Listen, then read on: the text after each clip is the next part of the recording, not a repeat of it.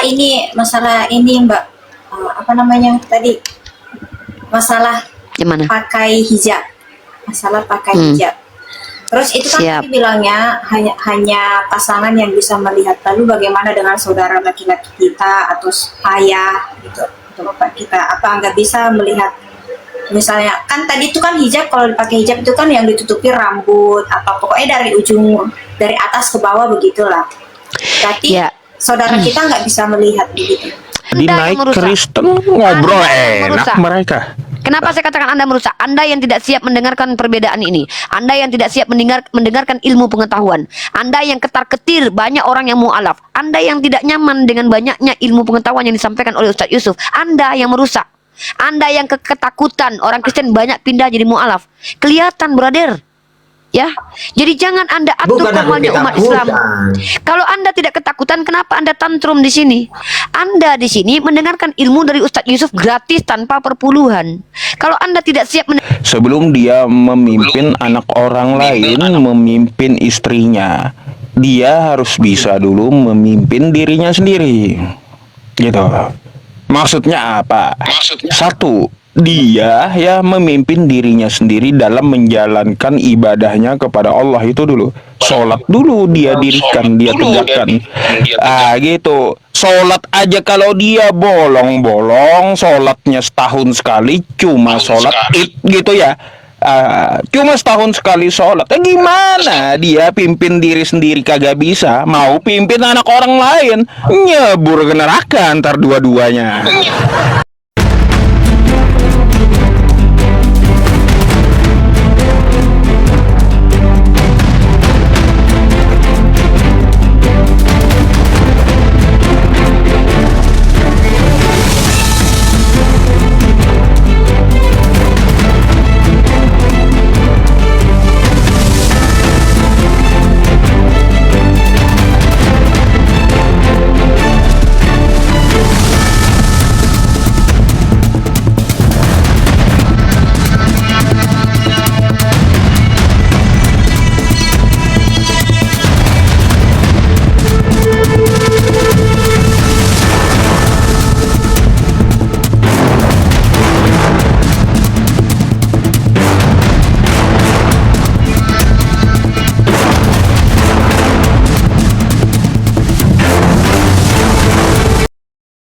Assalamualaikum warahmatullahi wabarakatuh. Bertemu lagi dengan channel Kristologi Muslim, channel yang akan memperlihatkan diskusi dan debat lintas agama.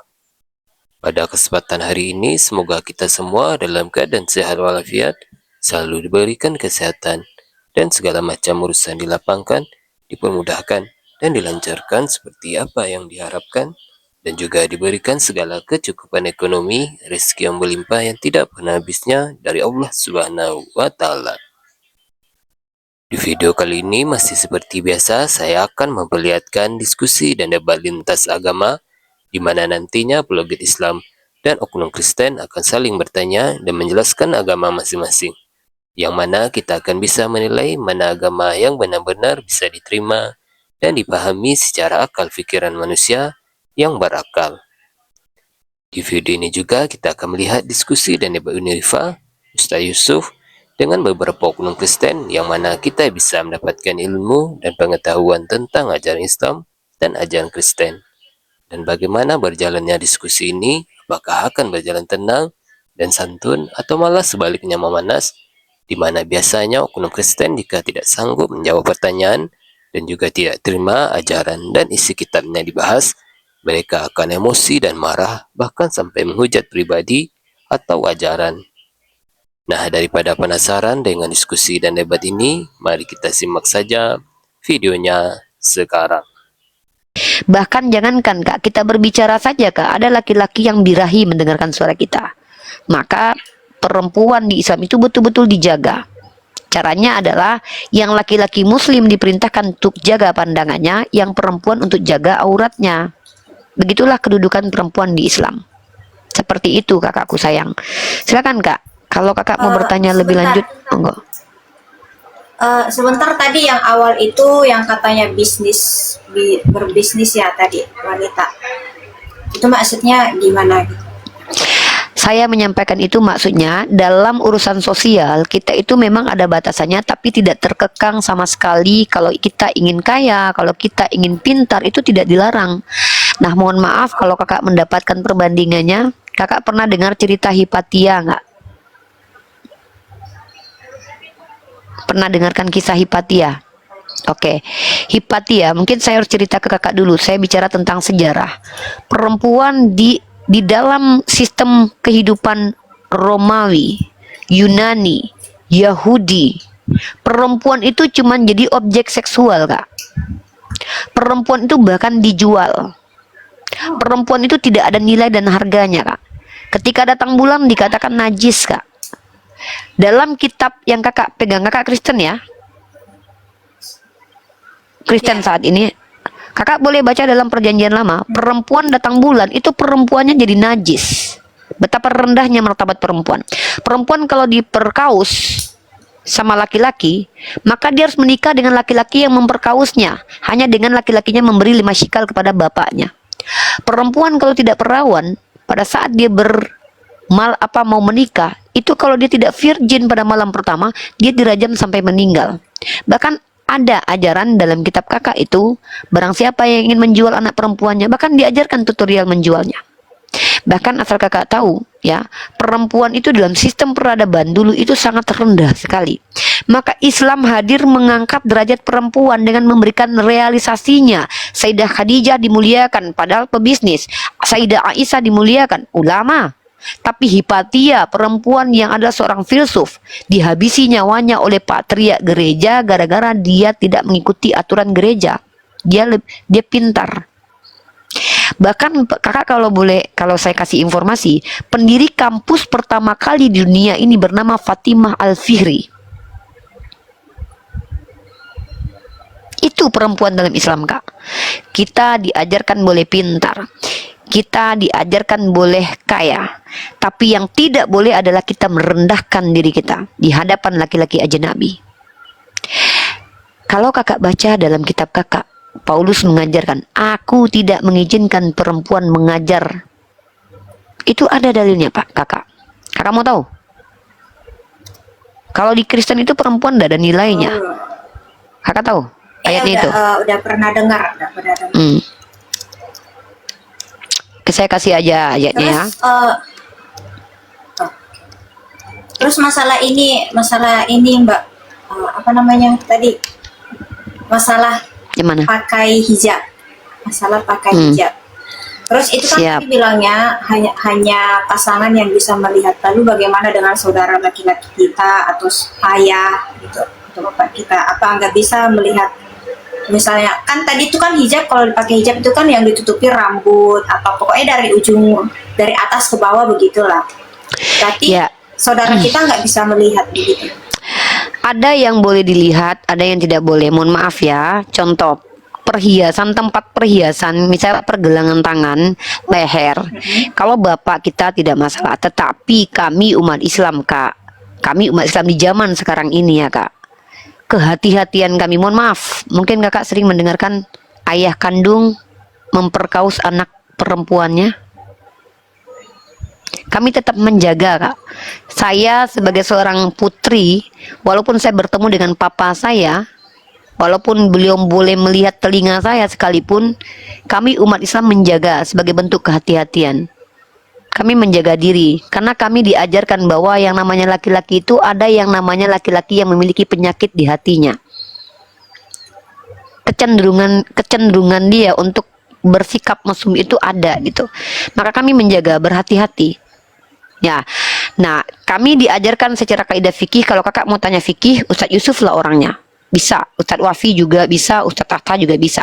Maka ada batasan-batasan, Kak, diatur dalam kaidah fikih. Mana yang boleh dilihat, mana yang tidak boleh dilihat. Bukan berarti payudara boleh dilihat sama bapak sendiri, itu nggak mungkin ya. Itu loh. Jadi ada yang bagian-bagian yang boleh dilihat oleh kakak kandung, ada yang tidak boleh. Seperti tempat perhiasan, misalkannya seperti leher, atau misalkannya pergelangan tangan. Gitu. Tidak boleh di dalam Islam itu kami memperlihatkan, bahkan mohon maaf Kak ya, perempuan melihat aurat perempuan lainnya itu tidak boleh di Islam. Itu aturan dalam Islam.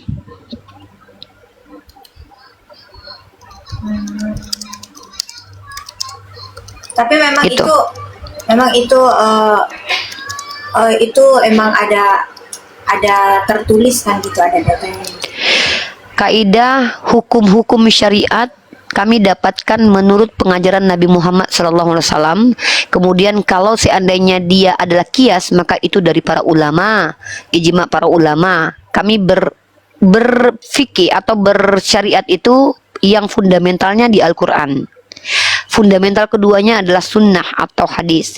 Selanjutnya adalah kias, ya kias para ulama atau ilmu para ulama. Karena misalkan gini nih, zaman Rasulullah nggak ada HP. Sekarang kita ada HP.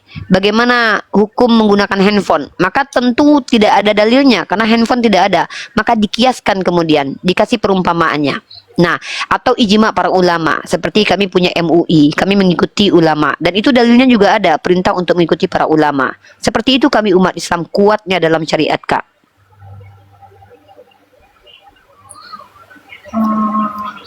Paham. Uniripa, saya santai dulu. Silakan digodok gitu ya, teman-teman. Ya, saya bikin susu ini susu murni, nah gitu ya. Enak banget kalau susu murni. Maksudnya yang diperas langsung gitu. Maksudnya bukan apa-apa gitu ya. Iya. Saya seneng Ustaz Yusuf tuh guys. Ya. Lanjut Kak Santi. Ada lagi pertanyaannya mungkin.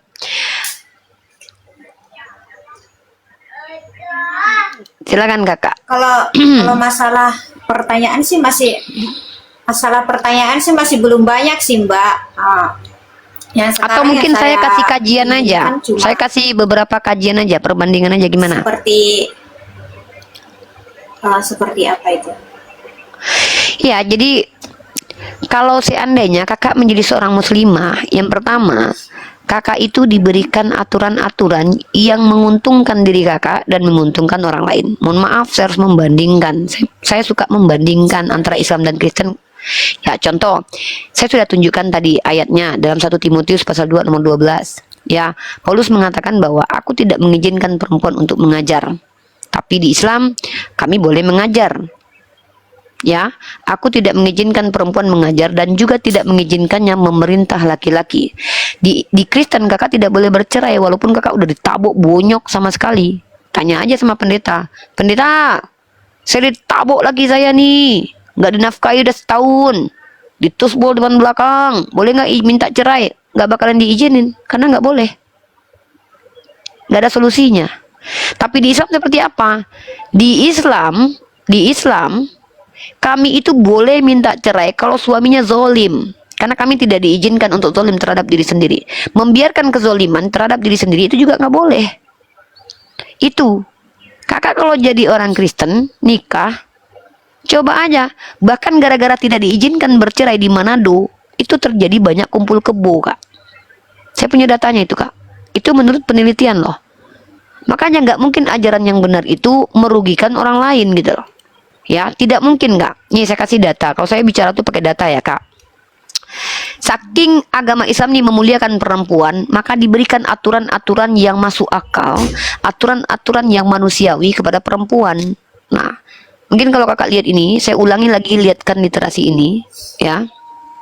Sorry ya, ini ada gambar patung, bukan gambar perempuan ini ya, ini patung ini ya, iklan patung. Nah, ini lihat teman-teman ya, dari CNBC ya.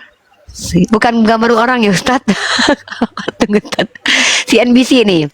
Kumpul kebo makin marak di RI. Ini wilayah paling banyak. Mari kita lihat teman-teman ya. Ini penelitiannya Kak. Mohon maaf Kak. Ini gara-gara ajaran tidak boleh bercerai nih Kak. Mengutip laporan The Conversation, salah satu penyebab utama para anak muda memutuskan untuk melakukan kohabitasi atau tinggal bersama pasangan tanpa ikatan pernikahan adalah adanya pergeseran pandangan terkait relasi dan pernikahan. Nah, kemudian kalau kita lihat alasan mereka lagi kumpul kebo apa nih? Ya. Nih Kak. Menurut peneliti ahli muda dari Badan Riset dan Inovasi Nasional BRIN, Yulinda Nurul Aini, setidaknya ada 3 alasan mengapa pasangan di Manado yang merupakan lokasi penelitiannya memilih untuk kumpul kebo bersama pasangannya, yakni beban finansial. Yang kedua ini Kak, yang tidak dibolehkan di Kristen nih, karena prosedur perceraian yang terlalu rumit. Nah, di Islam kakak dijaga haknya.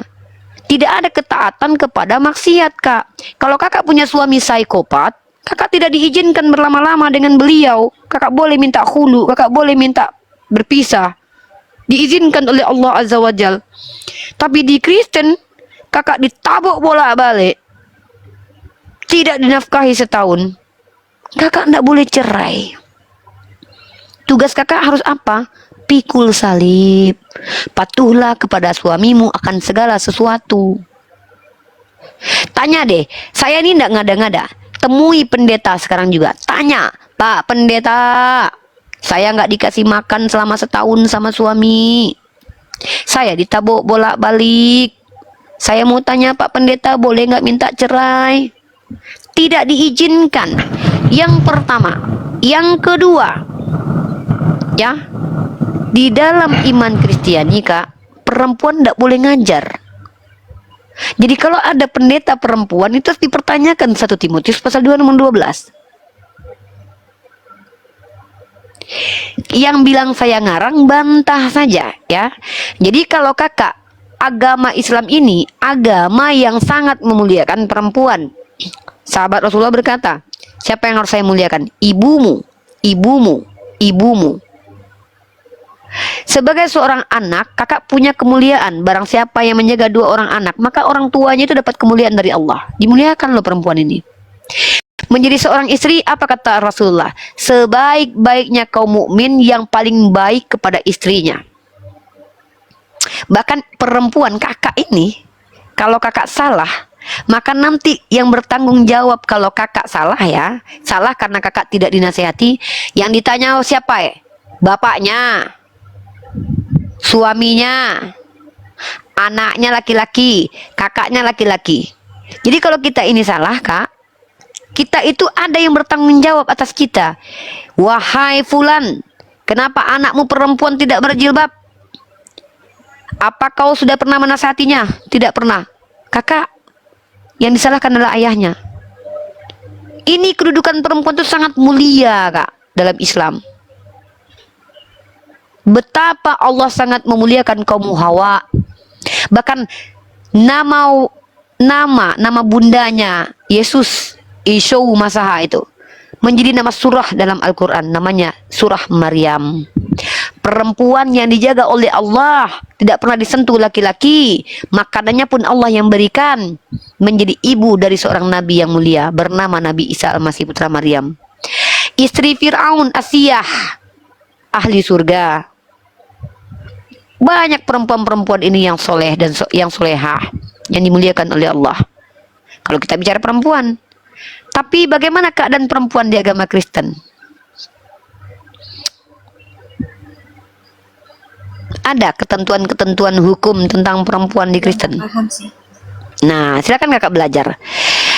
Fokus, apa yang ingin kakak tanyakan tentang agama Islam? Nggak apa-apa, kakak bertanya saja. Mungkin saya tahu sepertinya ada satu bab yang membuat orang-orang perempuan-perempuan baik Muslim dan Kristen ini agak sedikit tendensius kepada Islam.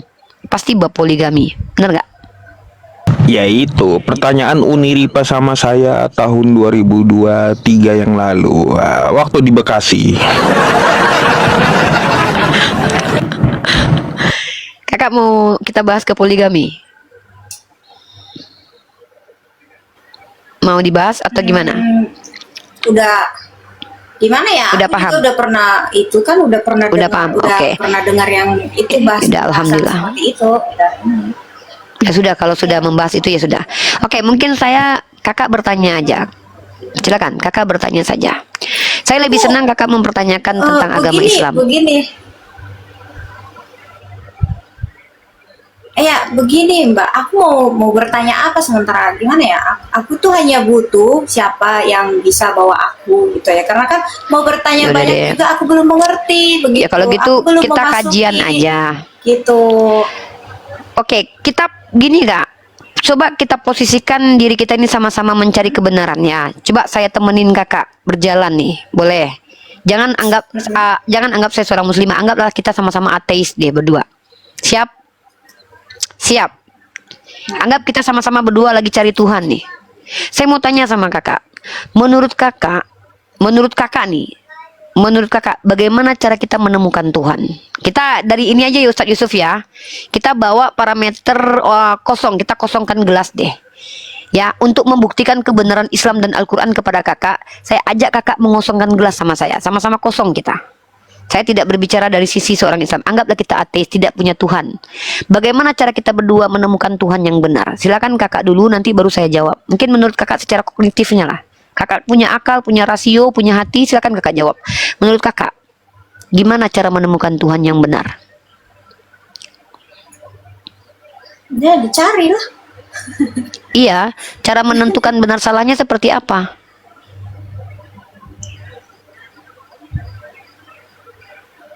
Ya harus ini kan harus ada ininya yang benar-benar tahu terus ya.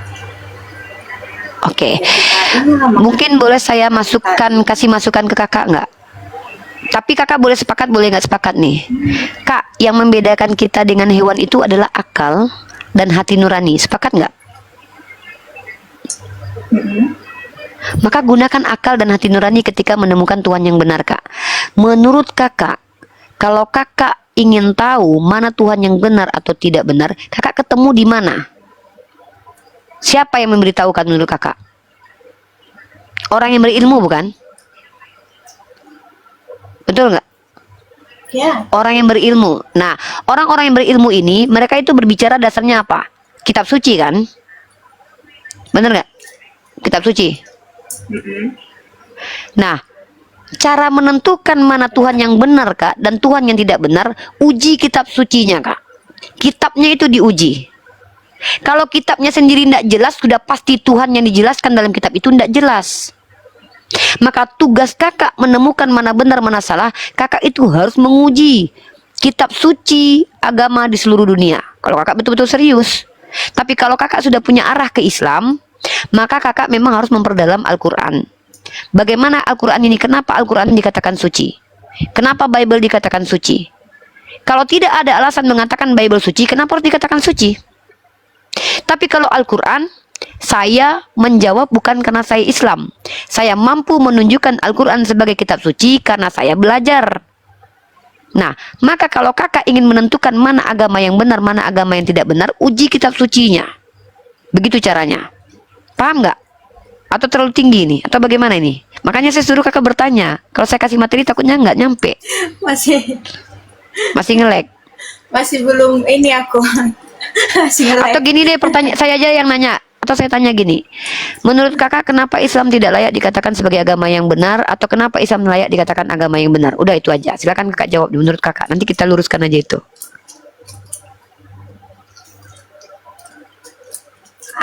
Aku mau jawabnya gimana? Aku nggak tahu. Aku masalah ke Kristen aja Wah, aku nih. nggak paham-paham banget. Ini dari dasar banget Makanya ini aku Ustadz datang. Yusuf nih. Makanya aku datang ke sini kan untuk mencari begitu loh. Aku ditanya seperti itu ya mau bagaimana? Ya udah, kalau gitu gini deh. Saya sudah ajak Kakak untuk membuktikan mana Tuhan yang benar, mana yang tidak benar. Caranya kita uji kitab suci. Sekarang saya membuktikan kepada Kakak kalau Islam adalah agama yang benar dari hasil penelitian saya. Gimana? Tapi saya coba pelan-pelan ngomong nih. Nanti terserah Kakak. Itu Kakak boleh terima nih. syukur, enggak juga nggak apa-apa. Siap. Boleh. Oke. Kenapa Al-Quran bisa dikatakan suci? Kenapa Bible dikatakan tidak pantas dikatakan kitab suci? Saya bisa menyimpulkannya menggunakan data-data dan fakta. Pertama kita gugurkan dulu kesucian kitab selain Al-Quran ya. Kitab selain Al-Quran itu bukanlah kitab yang bisa dikatakan suci karena tidak ilmiah, tidak terjaga dan terdistorsi. Kakak boleh buktikan nanti. Bible itu kitab yang tidak jelas penulisnya. tidak bisa dikaji secara ilmiah. Kita tidak tahu sumbernya dari mana. Maka bagaimana bisa mengatakan kitab itu benar? Nah, kita gugurkan dulu kesucian kitab yang lain. Bible itu penuh dengan kontradiksi dan distorsi. Maksudnya rusak. Ada ayat tambahan, ada kitab yang hilang. Contoh, di dalam kitab Perjanjian Lama dituliskan ada kitab Nabi Edo, tapi tidak ada sampai sekarang kita bisa temukan kitab Nabi Edo. Di dalam teks Sinaiticus contohnya, kumpulan kitab suci orang Kristen, katanya ada dulu kitab Barnabas, tiba-tiba sekarang udah hilang. Maka bagaimana mungkin kitab ini dikatakan suci? Penulisnya tidak jelas, pengkanonnya tidak jelas, penterjemahnya juga nggak jelas. Bahkan menurut Jonathan Purnomo ada 6.000 kesalahan terjemahan. Tidak mungkin ini suci. Tidak terjaga. Kontradiksi. Banyak ayat-ayat yang bertentangan. Ada ayat-ayat yang tidak sesuai dengan ilmiah.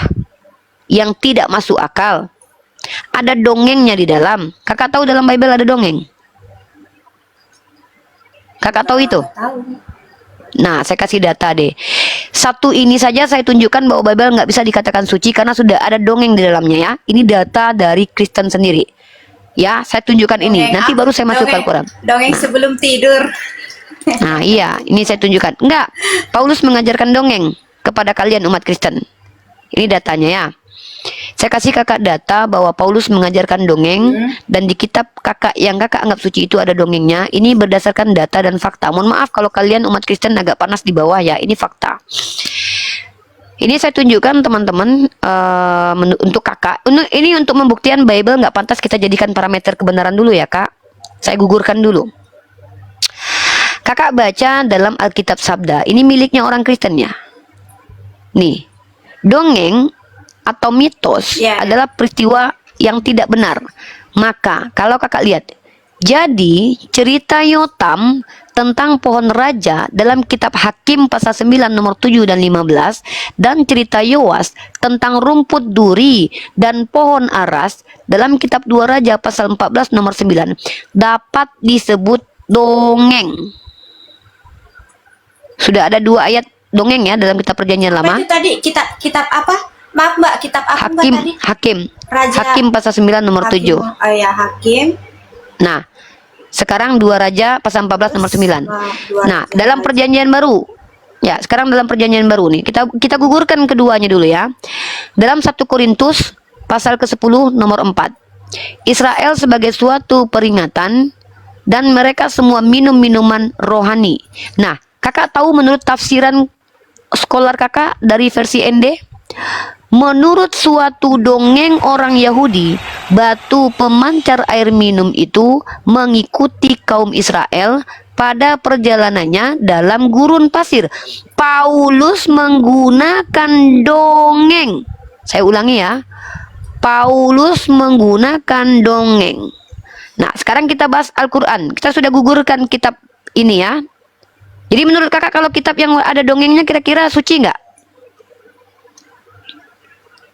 Ya, gimana mau dibilang suci ya? Namanya juga Bagus. dongeng-dongeng itu khayalan kan? Mantap. Yup, kita masuk ke Al-Quran sekarang, boleh? Boleh. Al-Quran itu kak, yang mengatakan dia kitab suci itu bukan saya, tapi Al-Quran sendiri. Saya kasih kakak 5 alasan kenapa Al-Quran bisa dikatakan suci. Saya sudah gugurkan kesucian kitab orang lain ya. Nah, saya tunjukkan kepada kakak kenapa Al-Quran bisa dikatakan suci. Yang pertama, Al-Quran itu kata Allah dalam surah Al-Hijr ayat ke-9, Inna nahnu nazalna zikra wa inna lahu lahafizun. Kata Allah, kami yang turunkan Al-Quran, maka kami yang menjaganya. Dari 1400 tahun yang lalu kak, sampai detik ini, tidak ada kalau kakak temukan dalam situs manapun jurnal dan karya ilmiah, skolar dari internal dan eksternal yang mampu menunjukkan Al-Quran pernah rusak, ayat tambahan dan ayat dikurangi, bawakan kepada saya. Saya tidak akan pernah jadi apologet seumur hidup lagi. Artinya, tidak pernah ada yang bisa menunjukkan Al-Quran kitab yang rusak seperti Bible. Sebagaimana di Bible ada ayat tambahan, ada ayat yang dikurangkan, ada ayat yang hilang, ya, bahkan dongeng ada di dalamnya.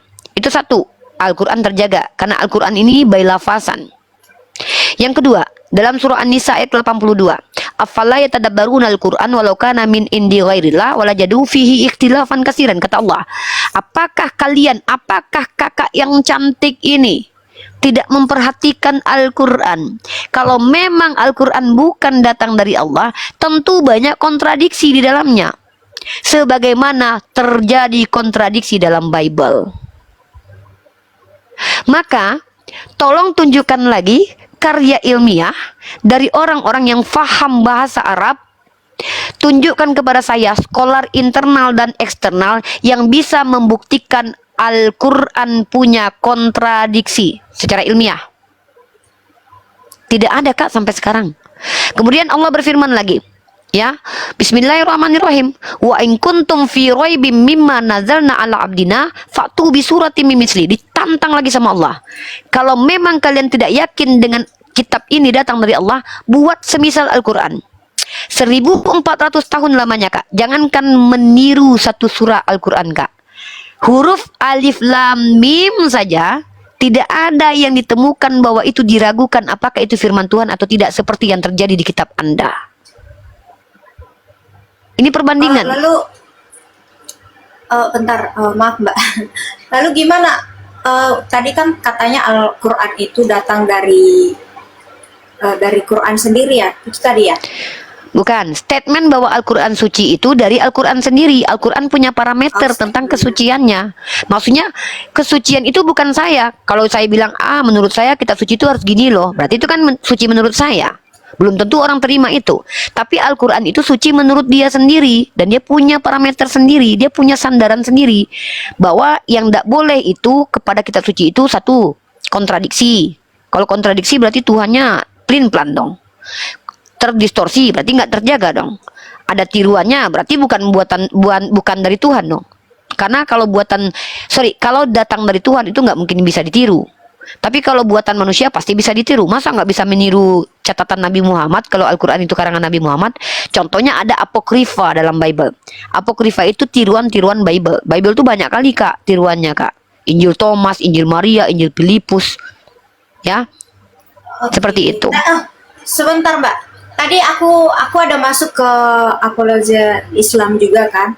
Terus tadi ada di sana perdebatan tentang Quran yang katanya Quran itu tidak akan pernah ada tanpa Muhammad. Kata apa itu benar? Apa memang Quran itu dari Nabi Muhammad gitu? Kan aneh. Di situ tadi perdebatannya. Ya, Al-Quran itu nama dari wahyu. Wahyu itu artinya adalah informasi dari Tuhan kepada Nabi Muhammad. Nama informasi itu disebut dengan Quran dari kata qara'a yaqra'u Qur'anan, atau yang dilafazkan atau yang dibaca. Kalau sudah ditulis namanya kitab Al-Quran. Memang Nabi Muhammad yang membawanya, karena Allah memberikannya kepada Nabi Muhammad untuk diajarkan ke kita. Dengan melalui perantaraan malaikat Jibril. Oh iya. Nabi-nabi Bani Israel seperti itu kok. Kakak baca dalam Lukas pasal 1 nomor 70. Inilah firmanku yang disampaikan kepada nabi-nabinya yang kudus. Nih, saya tunjukkan ayatnya. Ini bukan cuma di Islam loh. Tradisi Kristen pun percaya bahwa namanya nabi-nabi itu menyampaikan firman Tuhan yang kudus. Bukan berarti mereka Tuhan. Seperti Yesus, segala firman yang kau berikan telah aku sampaikan kepada mereka. Jadi para nabi-nabi itu menyampaikan firman Tuhan, bukan menjadi Tuhan. Di Kristen malah nabi yang dituhankan. Itu perbedaan kita.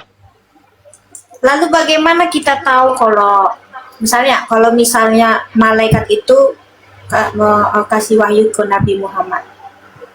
Lihat ajarannya, Kak. Tunjukkan satu ajaran di Islam. Gini, Kak, kalau yang datang kepada Nabi Muhammad itu iblis, maka ajarannya itu harus merugikan penganutnya dan merugikan orang lain. Sebutkan satu ajaran Islam yang merugikan orang lain dan merugikan penganutnya, silakan. Kalau saya bisa tunjukkan ajaran Kristen yang merugikan orang lain dan merugikan penganutnya, Kak. Banyak, Kak. Banyak ajaran Kristen yang merugikan penganutnya. Contoh, mau tahu contohnya? Saya bandingin boleh? Ajaran Kristen yang merugikan penganutnya? Oh, nggak usah, yaudah. Memang agak ngeri. Saya cuma minta satu aja. Sebutkan seluruh umat Kristen. Sebutkan satu ajaran Islam yang merugikan penganutnya dan merugikan orang lain, yang bertentangan dengan naluriah manusia, bertentangan dengan akal, bertentangan dengan hati nurani. Itu nggak benar itu. Maksud saya begini ya. Saya kan juga nggak ngerti ya. Maksud saya begini kan. Tadi kan Mbak bilang malaikat Menguji ajarannya. Uji ajarannya. Ajarannya diuji gitu loh. Kan malaikat datang nih kepada Nabi Muhammad. Kan klaim Nabi Muhammad kan begitu ya. Kan Nabi Muhammad mengaku nih, yang datang kepada saya itu malaikat. Harusnya kalau itu adalah iblis, harusnya membuat Nabi Muhammad semakin jahat dong. Contoh, menguntungkan dirinya sendiri, merugikan orang lain. Tapi justru ajaran Islam itu menguntungkan orang-orang pada zamannya, seperti para budak disuruh merdekakan. Masa iya iblis ngajarin untuk memerdekakan budak? Masa iya iblis nyuruh menikahi budak? Masa iya iblis suruh untuk perbaiki hubungan kita dengan keluarga? Masa iblis suruh kita berbaik-baik kepada istri? Masa iblis nyuruh yang baik-baik? Ajarannya lihat. Makanya saya tantang. Mampu nggak kalian menunjukkan satu saja ajaran Islam yang merugikan penganutnya dan merugikan orang lain? Satu saja. Kalau nggak ada, berarti nggak mungkin dari iblis. Pastilah dari Tuhan yang benar. Kan gitu, Ustaz. Silakan Ustaz. Oke. Gitu. Uni, enggak apa-apa. Maksud saya diambil poin, dikerucutkan karena itu Pak Timba tadi saya ada janji dengan beliau juga setelah Mbak ini gitu. Soalnya beliau juga mau belajar agama Islam setelah Mbak ini gitu. Makanya beliau nunggunya takutnya kelamaan. Kasihan juga kan gitu. Kasihan Pak Timbal. Ya Pak Timbal. Gini aja Santi, kalau mau memperdalam Islam boleh di follow akun saya. Kita lewat belakang aja ngobrol-ngobrolnya, boleh. Oke. Ya, kasihan Pak Timbal ya. Semoga Santi diberikan hidayah oleh Allah. Ya, semoga paham. Intinya gini deh poin dari Uni. Kamu punya akal adikku sayang, kamu punya hati nurani. Kalau ada ajaran yang bertentangan dengan naluri kamu sebagai perempuan, masa perempuan nggak boleh cerai walaupun ditabok sama suami? Apakah itu menguntungkan? Tidak, itu merugikan penganutnya. Maka ajaran yang benar itu ajaran yang tidak merugikan penganutnya dan tidak merugikan orang lain. Di Islam saya tantang. Kalau tidak ada berarti Islam adalah agama benar. Apalagi yang kamu tunggu? Kalau kamu tidak bisa membantah ajaran Islam dengan akal, hati, dan nalurimu, apa alasanmu menolak kebenaran Islam, Dek? Kan gitu. Ya. Nah, silakan di follow akun Uni. Makasih ya Mbak. Siap. Ya. Kita follow-followan aja ya, Dek. Ya kita follow-followan aja. Uni follow kamu. Nanti kita lewat belakang aja. Nanti kita lewat WhatsApp juga. Oke, terima kasih buat teman-teman semua ya. Ya mudah-mudahan saudari kita mau kemana? Mau kemana? Tetap aja di sini nggak apa-apa. Gitu nggak enak. Aku turun aja ya Mbak. Bang, Iya. aku turun ya, makasih ya. Boleh, nanti minta naik kembali ya Mbak ya. Terima kasih banyak atas diskusinya. Ya. Oke, selamat malam. Makasih kakak sayang. Selamat malam. Malam. Oke. Teman-teman saya tuh keder kalau di sini teman-teman. Saya nggak biasa penontonnya sebanyak ini. Biasanya cuma paling tinggi saya. Gak apa-apa. Sekarang giliran saya kerja nih. Oh ya teman-teman yang 19.600 ya, yang belum follow Uniriva follow dulu beliau gitu ya. Tepuk tangan buat Uniriva deh. Insya Allah. Saya naikin dulu Pak timbanya. Siap. Tadi terputus ini obrolan saya sama beliau tadi karena jaringan beliau juga. Ustaz. Ya nih. Oke, Bapak terputus ya tadi Pak ya. Sorry banget gitu. Anda juga minta naiknya agak lama. Tadi jadi yang perempuan tadi naik duluan ya sudah nggak apa-apa. Uniripa yang layani dulu karena dia juga perempuan. Jadi saya juga setidaknya ya harus punya narasumber perempuan juga gitu. Masalahnya kayak gitu. Silakan Pak. Tadi apa yang Anda tanyakan? Tadi saya menjelaskan tentang bagaimana cara para nabi, ya Pak ya. Ini menyampaikan gitu atau mengajarkan pada umatnya terdahulu cara menyembah Tuhan kan gitu. Kira-kira Anda dapat pahami nggak apa yang saya maksud tadi sebelum terputus? Enggak, gini Pak Ustadz. Mungkin Pak Ustadz ya. Silakan. Ini tadi kan Kak Rifani tadi ya. Ya, Uni Rifa. Ya, Pak, salam kenal ya Pak Timbal. Oke tuh. Tadi kan Kristen tadi yang apa namanya yang bisa makan darah gitu Pak Ustadz. Nah, darah itu Pak Ustadz gini loh Pak Ustadz. Dia itu contohnya ayam. Gitu, Pak. Itu darahnya diambil gitu sesuai darahnya disabat, dagingnya dimasak lalu dimasukkan darahnya gitu. Itu tadi dia maksud mereka makan gitu kan. Oke. Kenapa aku belajar sama Pak Ustadz kan aku ada dalilnya bahwasanya di Kristen itu ada dua versi, ada yang bisa makan darah, ada yang tidak kan. Saya punya dalil. Kan saya kan ada hak kan gitu Pak Ustadz untuk beragama Pak Ustadz, untuk berpaling agama kan gitu, karena saya ada dalilnya.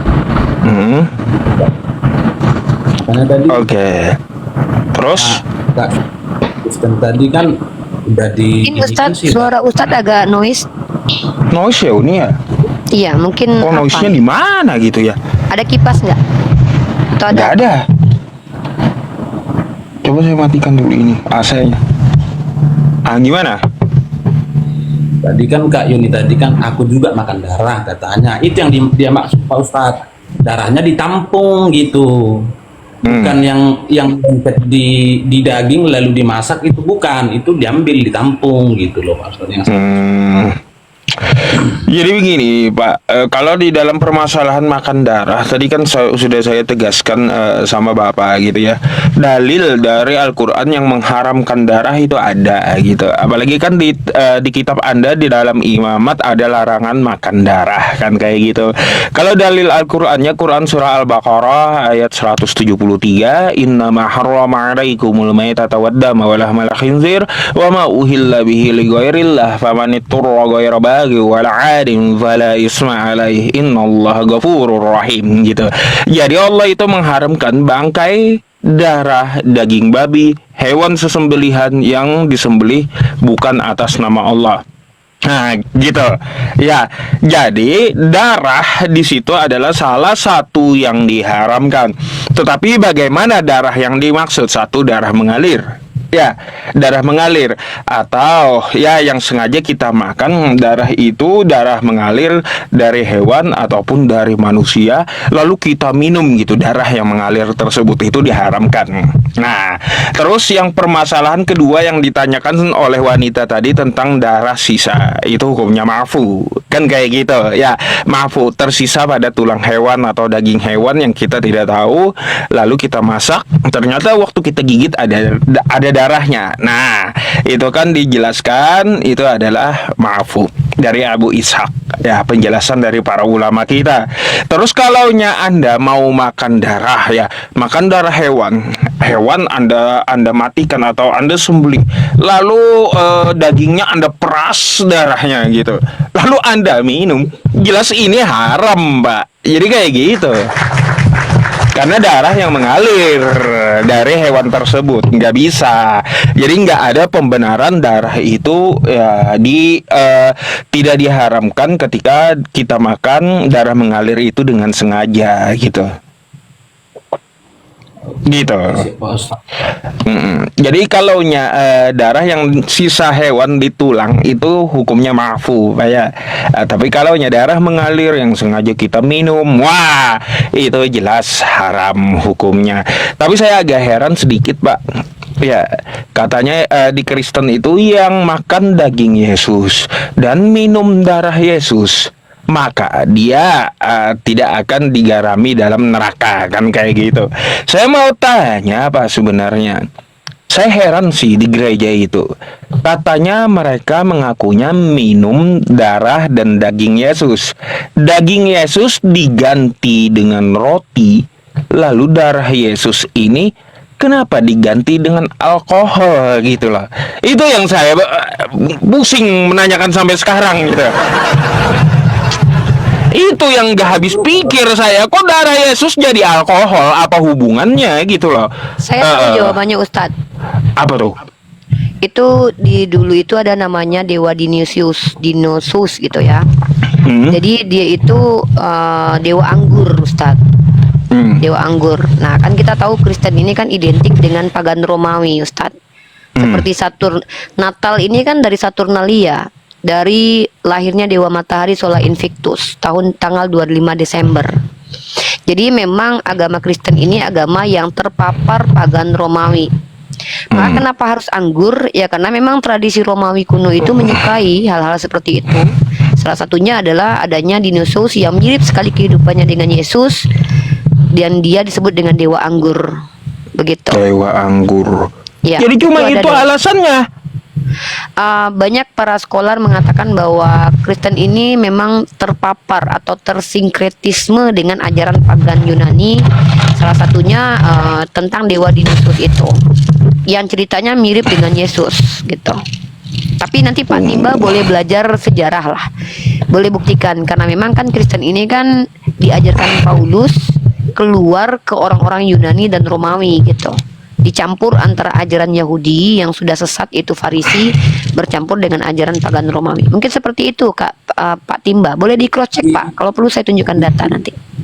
Itu memang itulah kalau di gereja dibilang yang dibilang perjamuan kudus Pak ya. Kalau di kami perjamuan kudus itu sebulan sekali dilakukan. Dan memang itu saya kurang nggak ada niat sih untuk menanyakan sama Pak Pendeta, karena seperti yang saya bilang tadi lah, udah ini kan dua versi Kristen, ada yang apa, tapi udah ragu sih. Tapi ya gitu dulu, nggak pala hobi untuk nanya itu mengenai perjamuan kudus itu. Iya. Itu kan udah satu bisa makan darah, yang satu enggak. Itu kan udah menjadi keraguan saya. Memang dari dulu memang waktu ada juga problem Pak Ustadz, masalah keluarga juga gitu. Nah, waktu saya nikah kan, aku kan kalau di gereja kan GPDI namanya Pak Ustadz, Gereja Pentakosta di Indonesia. Halo? Kami kan nggak bisa makan darah. Waktu saya nikah, pendeta titipkan kalau bisa nggak usah pakai darah katanya. Ya datang yang rewang dibikin darahnya gitu. Dilihat pendetanya ya pulang, nggak ikut lagi ke acara makan-makan gitu. Dan itu kan yang rewangnya yang buat, bukan kami sendiri kan gitu, bertentangan. Dan di situ memang problemnya di situ udah ada kan begitu. Tapi nggak mungkin lah ya kita ada pesta karena di sebelah, kalau di sini kan gerejanya HKBP namanya, Huria Kristen Bangsa Protestan. Kan itu bisa kan begitu ya, pendetanya langsung pulang. Udah nggak pala ini lagi. Oke, tadilah Pak Ustadz untuk ini. Dan memang masalah sholat dan maghrib dan subuh gitu, dan memang itu kalau nggak kita jalankan itu ada hukumnya nggak itu Pak Ustadz? Baik. Jadi perintah sholat itu Faya ada di dalam Quran surah Al-Baqarah ayat 43 gitu. Ya, apa bunyinya? Faqalallahu ta'ala wa aqimus shalah wa atuz zakah warka'u ma'ar raki'in. Dan dirikanlah sholat serta tunaikanlah zakat dan rukuklah beserta orang-orang yang rukuk. Maka jika kewajiban ditinggalkan dalam agama Islam, berarti ada konsekuensi dosa yang harus kita terima. Tetapi sholat adalah ibadah langsung kepada Tuhan, tegak lurus, bukan urusannya dengan manusia. Maka jika kita tertinggalkan sholat, maka ada keringanan-keringanannya Pak. Kita bisa mengkodonya, mengganti sholat tersebut, mengerjakan di lain waktu karena kita ketinggalan gitu. Jadi sholat itu mudah untuk dikerjakan Pak. Meskipun kita sakit, nggak bisa berdiri duduk, tidak bisa duduk baring. Ya kalau baring pusing pakai mata pun boleh sholatnya. Jadi ringan menjalankan sholat itu. Jadi ya bisa dikodok. Memang kalau dengan sengaja itu ada konsekuensi dosa yang akan kita tanggung. Tapi Allah Maha Pengasih lagi Maha Penyayang, Pak.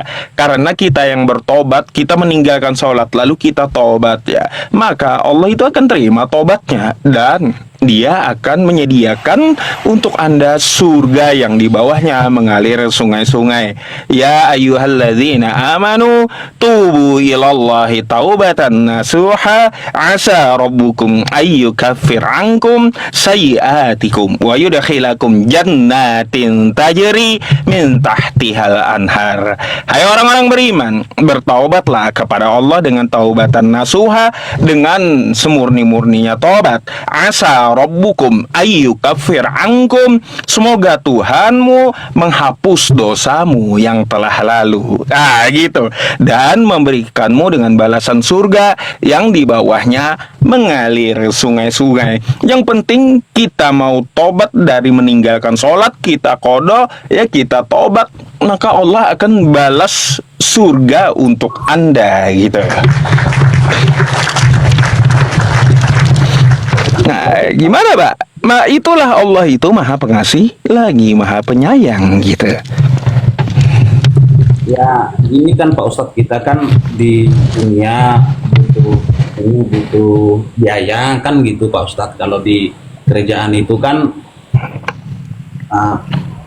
memang siang istirahat kan gitu. Di jam 3-nya, di jam 3 apa jam 4 itu Pak Ustadz ya? Biasanya kan sholat zuhur itu jam 12:45 kalau tempat saya. Kalau asarnya itu jam 3:50, hampir jam 4 gitu. Iya. Karena di jam 12 sekiannya kan mungkin istirahat, makan habis kerja ya, mungkin bisa dilaksanakan lah. Jadi kalau di pukul 4 ini kalau nggak bisa keluar gitu, bisa keluar, nggak bisa meninggalkan kerjaannya. Betul. Baik, ada dua caranya. Bisa Anda jamak ya di waktu zuhur, bisa, atau Anda qashar gitu. Mudah kan Pak? Selalu ada gitu. Zuhur jam 1, Allahu Akbar, 4 rakaat, langsung lagi angkat takbir. Aku sengaja menjamak sholat ya dengan sholat asar karena halangan kerjaan tidak bisa ditinggalkan. Boleh dikerjakan jamak zuhur gitu. Boleh Pak. Oke, itu aja sih Pak Ustadz yang saya ini kan. Mudah-mudahan nanti di sini pun ada, kalau masjid di sini empat rumah dari rumah saya. Jadi lebih baik saya tanya-tanya yang lebih dekat dulu Pak Ustadz, biar nanti di bawah pada panas ini nanti saya lihat ini komen-komen. Jadi begini Bapak ya, silakan ditanya dulu ya kepada imam masjid atau orang yang berpengetahuan di masjid tersebut. Apakah jawaban saya beda atau sama dengan beliau gitu? Karena satu Pak, ajaran Islam itu sama, apalagi tentang masalah sholat, nggak ada bedanya gitu. Bagaimana sholat itu kalau ditinggalkan di qada? Bagaimana kalau kita kerja jam 12 kita bisa keluar jam 4 nggak bisa, maka dijamak. Itu pasti sama dimanapun ajaran Islam di seluruh muka bumi itu sama. Kayak gitu tentang masalah sholat itu. Gitu Pak, semoga Anda mendapatkan hidayah dari Allah Subhanahu wa Ta'ala. Karena ya Pak ya, beberapa hari ini beliau saya lihat sangat tertarik dan mau belajar tentang Islam gitu. Makanya semoga beliau dapat hidayah dari Allah Subhanahu wa Ta'ala, karena beliau orang yang mau berpikir gitu, mau menggunakan akalnya. Amin. Sama Ibu, ntar ini nanti jadi banyak yang ini DM ini kemarin tadi malam aja aku udah ada yang DM untuk ini. Iya, Bapak dikunci aja DM-nya.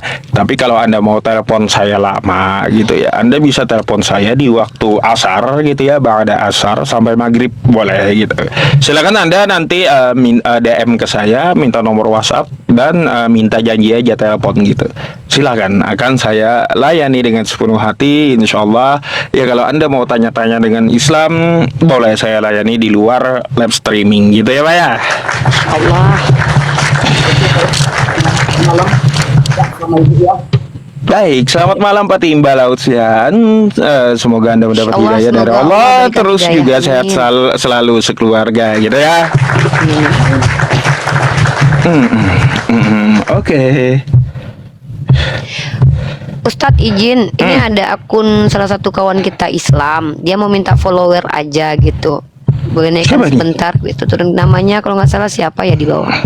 Kata Bible atau Iqbal di bawah itu. Kata Bible ya nama akunnya. Kalau ada, Nggak ada minta naik. nggak ada ya. Bentar, nama akunnya apa ya? Bang Kata atau apa? Bentar aku tanya dulu.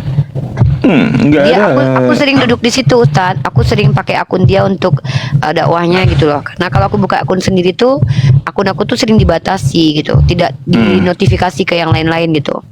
Jadi aku sering di tempat dia. Baik, baik. Teman-teman, ya saya ini teman-teman, kenapa saya tuh agak sungkan dan segan masuk ke koma Ustadz Yusuf. Ustadz Yusuf tuh punya metode yang luar biasa ya. Ada perbedaan dengan kami. Beliau sangat santun. Kalau teman-teman lihat saya tuh petarung ya. Saya tuh menghadapi teman-teman Kristen yang kadang tuh tantrum. Bukan berarti Ustadz Yusuf ini bukan petarung.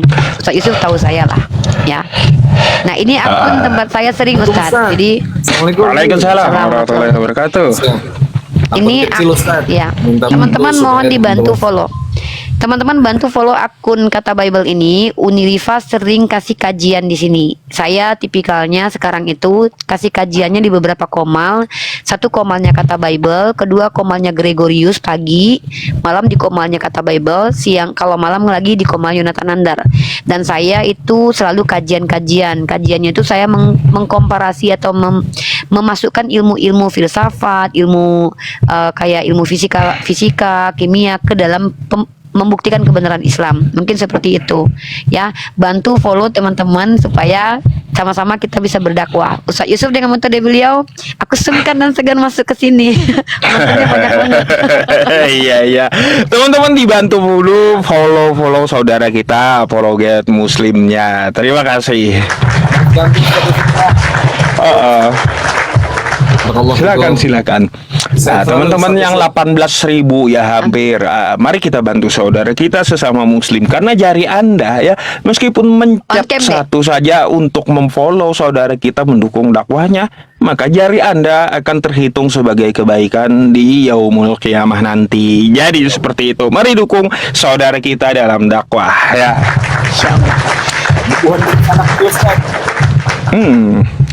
Iya. Teman-teman para apologet ya teman-teman tuh rugi banget kalau mereka tuh nggak minta tolong sama Ustadz Yusuf gitu.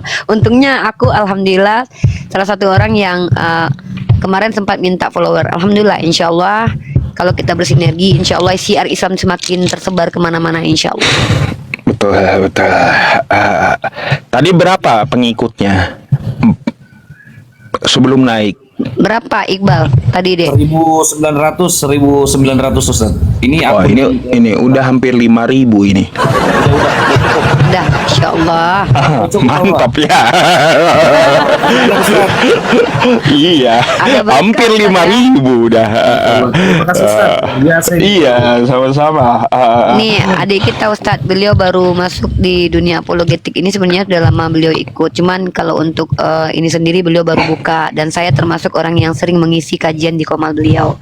Dan teman-teman perlu dipahami bahwa ulama-ulama kita itu banyak, tapi jarang ulama yang juga adalah apologet. Salah satu ulama yang berapologet itu diantaranya kayak Ustadz Yusuf, Ustadz Wafi, Ustadz Tahta. Nah, itu perbedaannya ya. Kalau saya bukan ustazah, saya calon ustazah. Doakan ya cepat selesai kuliahnya insya Allah. Amin. Semoga cepat jadi skripsinya dan lulus gitu ya. Nih ya. Amin, amin. On cam ini saya lagi di jalan ini. Iya dek, nggak apa-apa dek. Nggak apa-apa, nggak usah on cam. Nah, nanti kalau baru bisa on cam kan nanti di lain waktu bisa gitu. Insyaallah. Makasih banyak Ustaz lah. Salam dari kami. Sama-sama. Sehat terus. Sebelumnya daerah mana? Ulun Samarinda Ustaz. Wah, saya Kalsel. Ya, Kalsel. Pantas bahasanya gak terlalu kebanjaran. Kalsel, Banjarbaru. Oke. Siap. Oke, ini sudah rasanya banyak panar dah ini. Makasih banyak Ustaz lah. Sama-sama. Ya, oke. Sama-sama, Sama-sama. Ya, Assalamualaikum. Oke. Siap. Waalaikumsalam warahmatullahi wabarakatuh. Saya mau naikin lagi Kristen yang lainnya. Yang Islam itu kagak usah ikutan ngerecokin di bawah ya. Yang Muslim aja, yang Kristen aja naikin ya. Halo, selamat malam. Bang Nando, selamat malam. Pak Ustadz. Iya, Anda Islam atau Kristen? Separuh-separuh Pak. Separuh. Ini apa Uni namanya Krislam gitu? Islam Ustaz. 100% Oh, Islam, Krislam. 100% Kristen Ustaz. Jadi 200% gitu. 200% Ustaz. Iya. Oke. Di KTP apa sih? Saya mau tahu aja yang di KTP. Di KTP ada 2 KTP nih Pak. Enggak jelas juga. Iya. Serba nggak jelas teman-teman Bang Nandoy ini. Ada 2 pula KTP-nya. Setengah Islam, setengah Kristen. Krislam. Kayak gimana? Apa sih emangnya yang mau ditanyain? Nah, yang mau ditanya sih, nanya Pak Ustadz ini ke jalan mana, agama apa yang benar di Indonesia ini, itu aja tadi pertanyaannya. Makanya Oh, baik. itu biar saya bisa menganut agama yang satu aja, begitu maksudnya Pak. Baik. Di Indonesia ada berapa agama yang diakui sebagai agama yang katanya agama? 5. 6 kali sekarang. Apa itu Pak? 6 tambah Konghucu sekarang kan gitu. Sudah ada ini Ustadz, Mahkamah Konstitusi sudah membenarkan adanya ajaran-ajaran seperti kapitayan dan kejawen. Oh, berarti kapitayan dan kejawen. Baik. Sekarang kejawen dan kapitayan nanti dulu kita bahas ya. Sekarang kita dari nama saja dulu ya. Dari nama yang mana berbentuk agama, oke? Kita lihat di Indonesia ada penganut yang katanya Yahudi, kan gitu? Katanya pengikut ajaran Israel gitu, tapi dia di Indonesia, tapi nggak diakui negara kan kayak gitu ya. Yahudi, Anda tahu nama apa Yahudi itu? Kurang tahu itu sih nama. Baik. Yahudi adalah nama suku keturunan dari Yehuda. Artinya apa? Kalau nama suku bukan agama dan dia bikinan manusia. Oke? Gugur Yahudi sebagai agama. Sekarang kedua, Buddha. Buddha nih ya. Buddha adalah nama tokoh. Ya. Buddhisme, tokohnya Buddha. Nama tokoh artinya bikinan manusia. Kalau udah nama tokoh, bukan nama agama, kan gitu. Gugur Buddha. Hindu, ya, Hindu adalah nama asal daerah. Apa maksud Hindu? Yaitu orang India, Hindustan, disebut Hindu.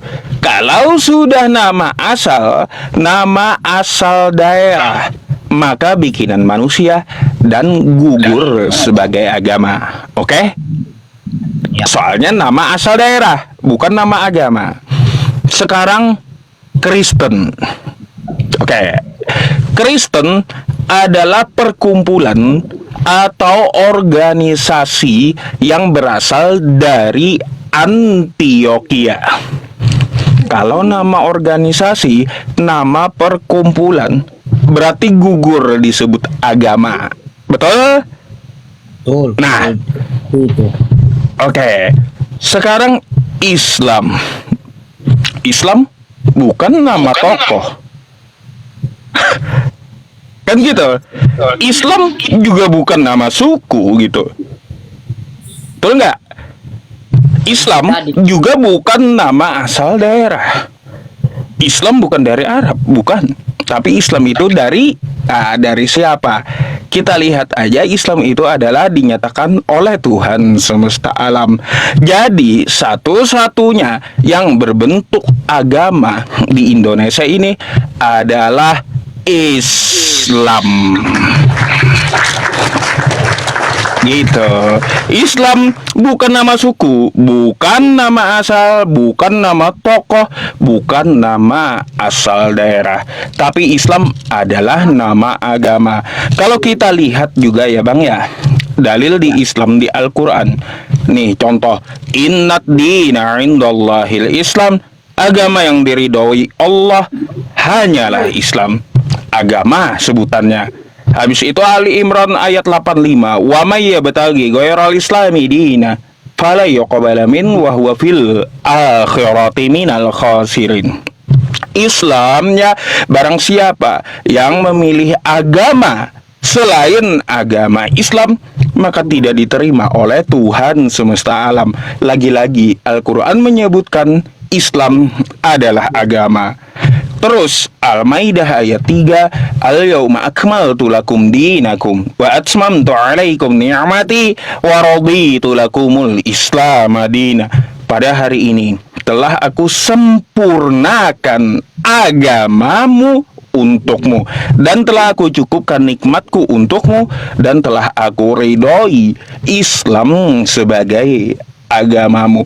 Jadi yang berbentuk agama itu cuma satu di dunia ini, namanya Islam. Nah, itu langsung dinyatakan oleh Al-Quran. Adakah tokoh-tokoh agama yang lain juga mengatakan, Buddha, aku ridhoi Buddha untukmu? Nggak ada. Hindu, adakah Dewa Krishna ngomong atau Dewa Wisnu, aku tinggalkan atau aku ridhoi Hindu untukmu? Juga nggak ada. Yahudi, adakah Nabi Musa juga ngomong tokohnya, aku tinggalkan Yahudi untukmu? Nggak ada Nabi Musa ngomong kayak gitu. Habis itu apa? Kristen, Yesus, aku tinggalkan Protestan dan Katolik untukmu. Nggak ada juga Yesus ngomong kayak gitu, Bang. Maka Islam, Allah katakan ya, Rasulullah mengatakan seperti apa? Aku sempurnakan agamamu untukmu, aku cukupkan nikmatku untukmu, dan telah aku ridhoi Islam sebagai agamamu. Gitu. Jadi tokohnya adalah Rasulullah, dan Tuhannya adalah Allah. Tuhannya langsung yang mengatakan, aku tinggalkan Islam untukmu, gitu.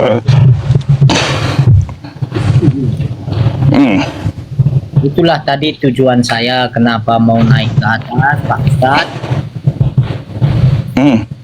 Maksud saya tadi itu bertanya ya, supaya saya pun jangan terbang hati gitu. Memang saya ada di KTP. Dua KTP, buang satu. Yang sekarang ini sih saya, KTP saya yang saya pakai Muslim. Saya tinggal di Banjarbaru, Ustaz. Di mana? Saya di Banjarbaru juga. Kacau kali ente ini, saya tangkap ntar pula kau di Banjarbaru, Bang. Kau satu kota sama saya, ngapain KTP 2? Mana Banjarbarunya di mana? Di Balitan. Balitan, Balitra. Balitan, Pak. Iya, Balitan, Balitra kan Ahmad Yani. Ke arah Banjarbaru Loktabat Utara tuh. Ke situ, ke arah Karanganyar. Ya. Ya. 20 menit saya nyampe ke tempat ente. Baptis Ngapain? Memangnya di Balitan ada Kristen, Bang? nggak ada, makanya saya itu niat bertanya sama Ustadz, terus saya masih Bang Ando masih istilahnya saya pun kalau istilahnya masuk muslim persyaratan apa gitu, cuman saya nggak pernah sholat, nggak pernah ke masjid gitu Pak Ustadz. Itu namanya bang KTP ente yang Islam, bukan abangnya yang Islam. Apa? Kalau Islam dijamin surga, kullu ummati yadkhulunal jannah illa man aba, semua umatku akan masuk surga. Kalau KTP-nya yang Islam, orangnya kagak, maka KTP-nya masuk surga, orangnya kagak. Macam mana abang ini? Kan gitu. Jadi abang, Islam itu 5, didirikan 5. Gini, Islam syahadat, sholat, puasa, zakat, berhaji jika mampu. Maka kalau udah tercapai namanya mukmin. Jadi Islam itu berdiri di 5 itu. Jadi kalau Anda tidak mengerjakan Islam, tidak mengerjakan sholat, nggak bisa Anda disebut Islam. KTP doang yang Islam, KTP-nya yang masuk surga, bukan orangnya gitu. Jadi gitu, jangan ragu lagi. Memangnya apa sih yang meragukan Anda? Boleh tahu? Nggak ada yang membawa aku ke, Takut disunat nggak? udah sunat aku. Udah. Wah, udah disunat Ustadz, berarti nggak boleh lagi jadi Kristen, karena kalau Anda disunat, Kristus tidak lagi berguna bagi Anda, Bang. Boleh, boleh Uni, pakai kulit ayam lah tambahannya. Operasi. Pakai kulit ayam lah tambahannya, Iya sih, Bo. operasi aja sih, Bang.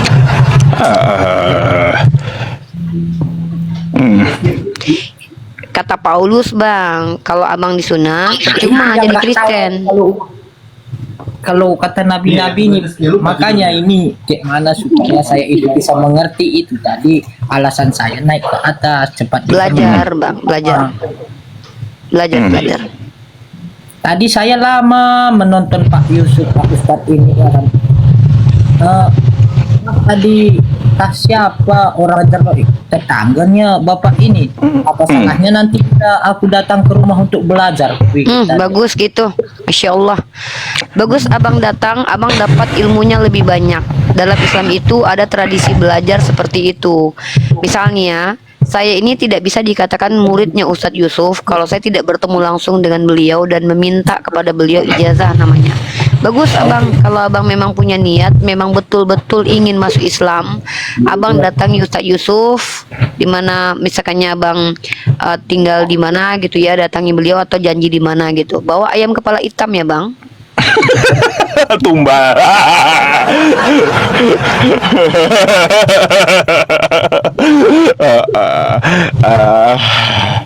Iya bang, gini, kalau mau ketemu bisa ya, silakan janji di WhatsApp. Ntar mau ketemu di Az-Zahra, kayak kalau mau makan-makan, mau ngobrol, atau Anda datang ke Gym Mahesa gitu siang. Saya nge-gym di situ, di Mahesa, tahu kan?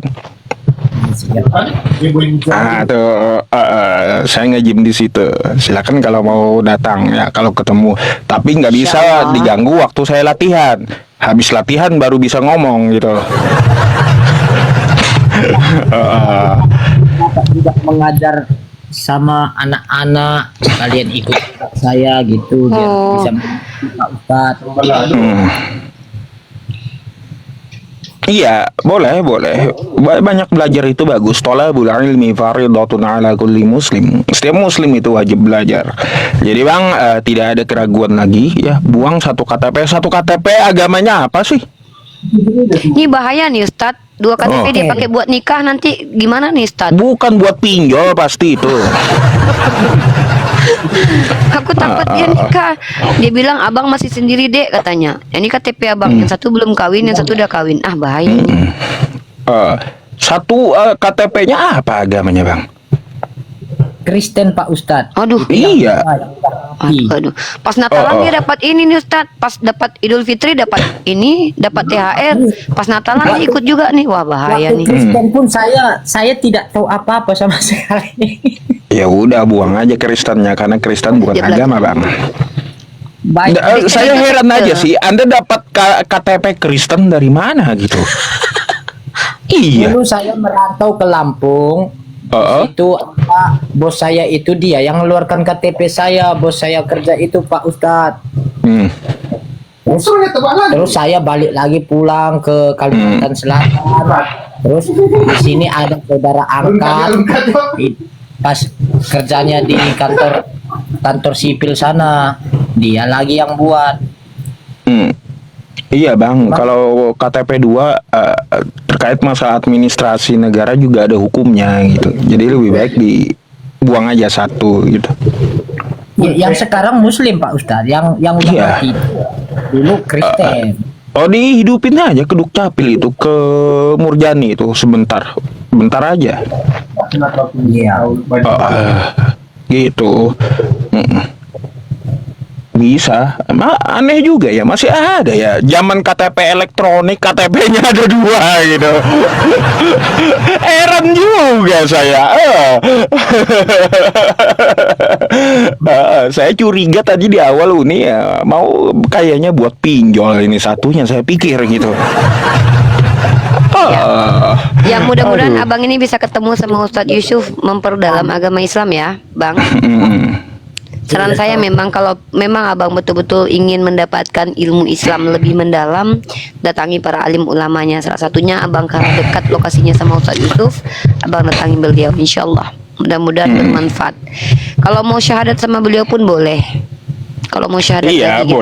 boleh. Makanya silakan kalau mau ngobrol kan, gitu. Atau Cuma nggak gini mau bang. jadi Kristen aja bang. Bang jadi Kristen enak loh bang, nggak perlu berbuat baik, langsung auto surga loh bang.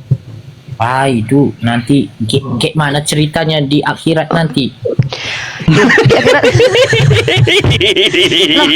di surga, bang, di surganya orang Kristen enak loh bang.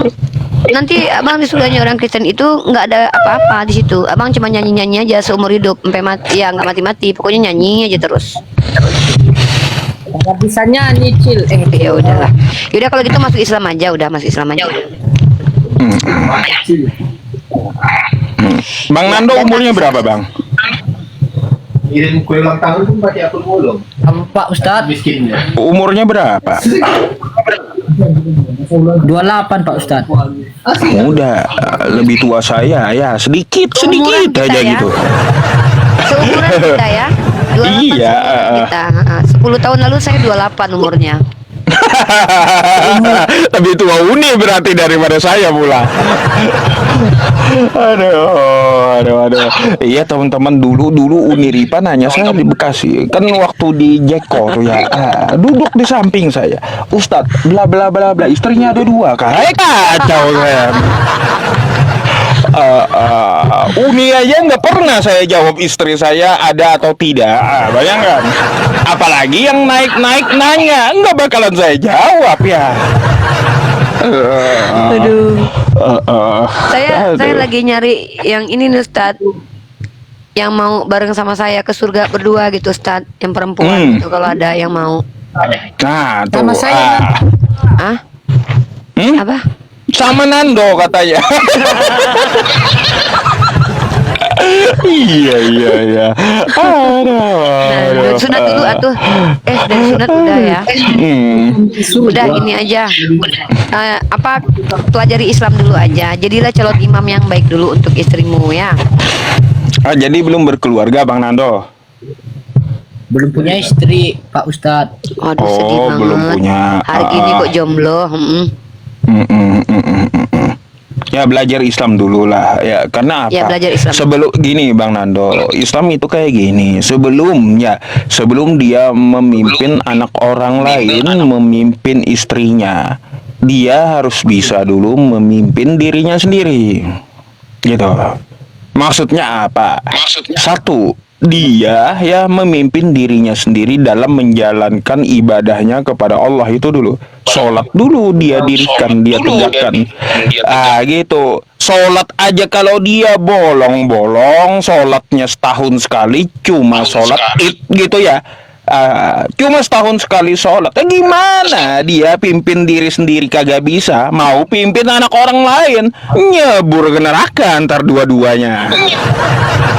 Gitu ya Bang ya. Jadi pimpin dulu diri sendiri sebelum memimpin perempuan gitu. Ar-rijalu qawwamuna 'alan nisa. Ya, laki-laki itu adalah pemimpin wanita. Sebelum memimpin wanita, pimpinlah diri sendiri dulu. Gitu, Bang.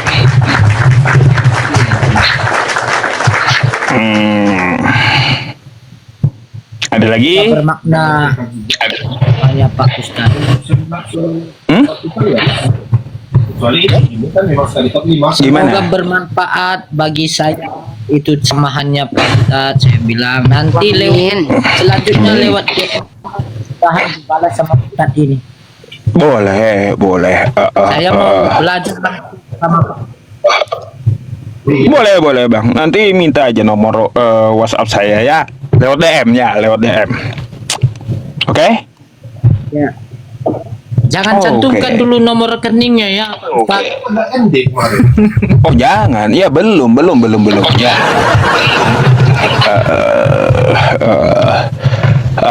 Oke Bang, kalaunya nanti kita di belakang ada lagi, kalaunya nggak ada lagi saya naikin Kristen yang lain gitu. Ya, sudah Pak Ustaz, nanti saya DM Pak Ustaz. Oke, baik, terima kasih ya Bang ya atas diskusinya. Saya izin turunkan dan gantikan dulu ya. Assalamualaikum. Oke. Aceh. Waalaikumsalam warahmatullahi wabarakatuh.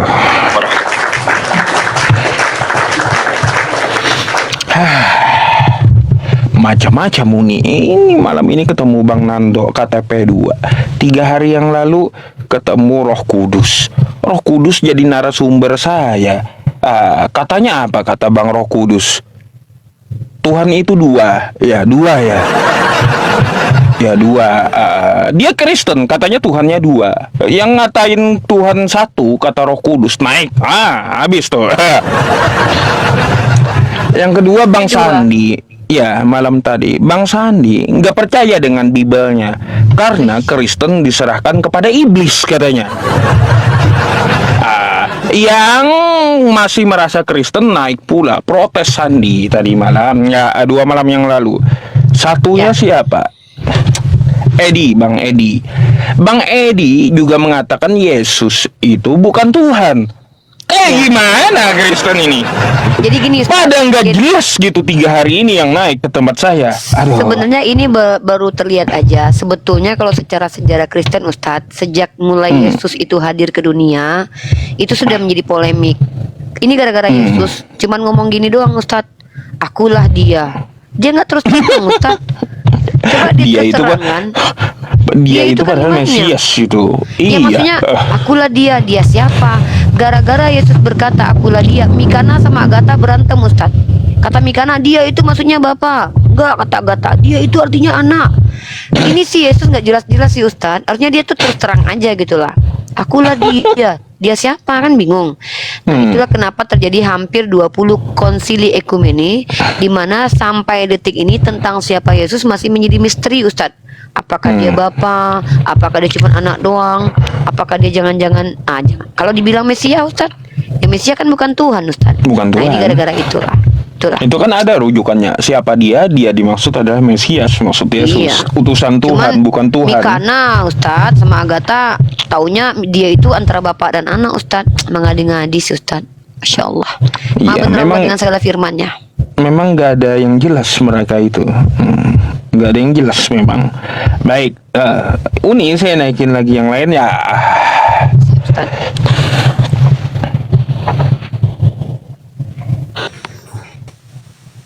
Apa bumi itu bulat naikin? Nggak ada dia, nggak ada. Halo, selamat malam. DKW. Halo, selamat malam. Malam. Malam bang. Ente Kristen? Selamat malam juga Pak Ustaz. Iya, Anda Kristen, Bang. Bagus ini Pak Ustaz menjualkan. Ya, Kristen, nggak apa-apa. Kristen Tapi jelas kok. sejati. Bisa buka kameranya dulu. Anda Kristen ya? Mungkin bisa kubuka kameraku Pak Ustaz, tapi jaringanku kurang bagus kurasa. Nggak apa-apa. Dicoba aja dulu. Kalau kepental kan bisa aja cicil-cicil naiknya. Udah aku coba itu. Oke, terima kasih untuk Pak Ustaz. Sama-sama. Abang Kristen? Ini Pak Ustaz, dari tadi Kristen, Bang? Nah, silakan. Enggak, begini Pak Ustadz. Dari tadi ini misi abang ini Yesus tidak kenal Kristen kan? Aku Halo? mau bertanya gini, mulai dari Selamat. Adam itu mungkin nggak ada kurasa di antara kita ini yang kenal Muslim, Kristen. Mungkin dari Adam nggak ada yang agama Kristen, yang agama Muslim. Bang, Anda tahu Muslim apa artinya?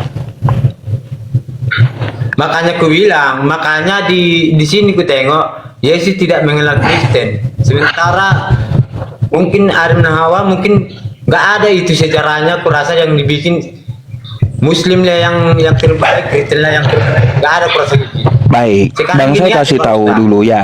Kita Saya imani kasih aja lah. tahu dulu kepada Ini Anda. aja lah istilahnya agama kita masing-masing. Ngapain kita ribut-ribut di Baik, di apa saya ini? kasih tahu dulu sama Anda, Bang. Ya, saya tanggapi dulu. Yang namanya Muslim, artinya Muslim adalah orang yang berserah diri kepada Tuhan semesta alam. Itu artinya Muslim. Ya sama aja. Orang Demikian yang juga, Pak. berserah diri. Kristen demikian juga. Bang. Oke, sebentar Bang. Jangan panas dulu. Ya, jangan panas dulu. Dengarkan dulu apa yang saya katakan biar Anda ngerti gitu. Kristen, apa yang dimaksud Kristen? Kristen yang dimaksudkan adalah berasal dari kata Kristos yang artinya pengikut Yesus. Adam jelas bukan Kristen karena Adam manusia pertama, Yesus belum nongol. Adam itu sudah pasti bukan Kristen gitu. Nah, lalu apa agama Adam ini? Sebentar dulu Bang, sebentar dulu ya. Sebentar dulu, nanti Anda bisa tanggapi biar nggak tabrak-tabrak gitu kita ngomongnya. Jadi apa agama Adam ini? Saya udah bilang Muslim itu adalah orang yang berserah diri dengan Tuhan semesta alam. Lalu apa agama Adam? Ya agama Adam Muslim. Kenapa dia Muslim? Karena dia adalah orang pertama yang berserah diri kepada Tuhan semesta alam. Jadi yang pertama itu Muslim, bukan Kristen, Bang, bukan. Gini aja Pak. Gini aja Pak Ustadz. Kami di sini sama umat Muslim kami bersaudara sangat baik loh. Muslim sama Kristen di sini sangat baik. Jangan kalian memecah-mecah kami di sini. Gara-gara kalian kami pecah di sini. Jangan gara-gara kami kayak gitu. Siapa juga yang mecahin Sementara kami di Muslim sini dengan bersaudara baik. baik, Bang? Anda tahu nggak orang yang bikin makanan saya setiap hari, Bang ya, itu beragama Protestan. Ya. Asal Anda tahu, orang yang bikin makanan saya dulu, Ibu Naomi, itu agamanya Kristen Protestan. Lalu siapa yang mau pecah Islam dengan Muslim? Edis yang mau pecah ya toleransi agama di Indonesia ya. Ustaz, izin Ustaz. Bang Silakan. Elpider, Bang Elpider. Siapa Abang yang di- membantah kalian itu agama yang kalian itu yang enggak itu kalian lawan. Jangan semua kalian apa kan sama semua mayoritas. Bang, izin Ustaz Ini Yesus ya. kesalahan ini. Ya, Silakan. Bang Elpider bisa Kalian kita ini ngobrol. merusak mayoritas yang di Ya. bawah. Oke, Bang Elpider. Bang Elpider, mohon maaf dengan sangat Jangan Anda. gara-gara kalian kami rusak yang di bawah ini. Kalian yang kesurupan, jangan disalahkan orang yang lagi diskusi. Bang Elpider jangan sok playing victim Bukan di aku umat Islam. kesurupan. Biarkan Jangan kami gara-gara ngomong dulu. kalian bersahabat dengan kami yang di bawah ini mayoritas Kristen Kami sama- lagi sama bicara. Muslim, jangan Anda kalian kalau rusak. tidak bisa mengatur diri Anda di sini, buktinya Anda yang sendiri yang kesurupan, Bang. Di sini kita dari tadi santai kok. Anda yang tidak bisa menahan diri, jangan salahkan orang lain. Memang Anda yang santai, tidak kita tahan. santai. Ya sudah, biarkan kami ngomong. Anda di Komal Islam loh, dikasih izin bicara loh. Kami Anda tidak menghargai Ustaz Yusuf dari tadi loh. Izinkan kami bicara dulu. Kristen. Izinkan kami bicara gara-gara dulu. komal kalian ini. kan jadi rusak. Izinkan kami bicara dulu. Mute dulu bentar. Ini Anda tidak sopan sama sekali. Anda diizinkan bicara di Komal Ustaz Yusuf. Kenapa Anda tidak melarang komal-komal Kristen membahas Islam? Kenapa Anda masuk di Komal Ustaz Yusuf? Agama kalian sepanjang sejarah merusak peradaban. Kami tidak mempermasalahkan. Yang menjajah ke Indonesia Kristen. KKB itu Kristen. Kenapa Anda malah memarahi orang yang membuka dialog lintas agama, mencerdaskan anak bangsa, menjalankan program pemerintah? Siapa Anda harus kami ikuti? Siapa Anda itu sehingga kami harus patuh kepada Anda untuk tidak berdialog tentang agama? Siapa Anda? Kalau Anda yang bertengkar sesama Anda, jangan salahkan orang yang dialog.